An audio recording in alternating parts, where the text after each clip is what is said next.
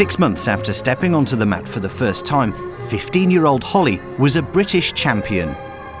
It was hard at first because I've never done a national competition, but when I got on the podium, it feels like magic.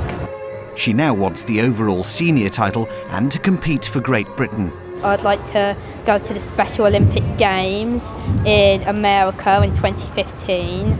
I would like to go in the Great Britain squad, which I really hope and I would be very determined to do.